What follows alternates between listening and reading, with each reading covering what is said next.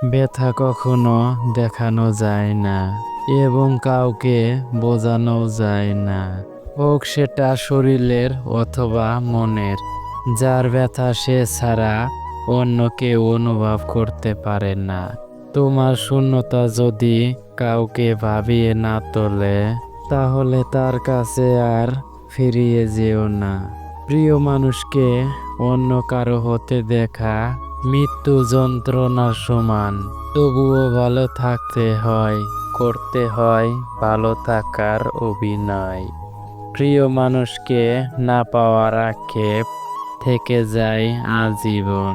জীবনে চলার পথে হঠাৎ করে মনে পড়ে তাদের স্মৃতি। ভালো থাকুক তারা, এত ভালোবাসার পরেও ছেড়ে গেছে যারা।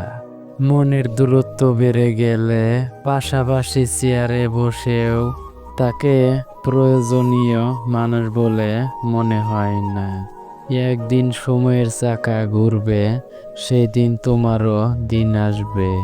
মানুষ সব আঘাত বলতে পারলেও কথার আঘাত বলতে পারে না।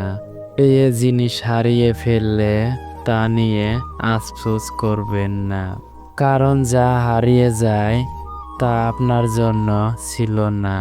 হোক সেটা শখের জিনিস কিংবা সুখের মানুষ।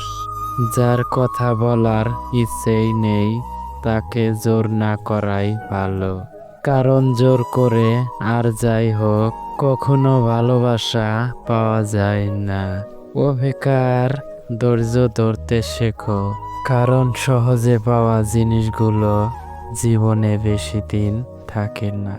যেটার জন্য অপেক্ষার ধৈর্য ধরবে, সেটা পেতে দেরিতে হলেও সারা জীবন থাকবে।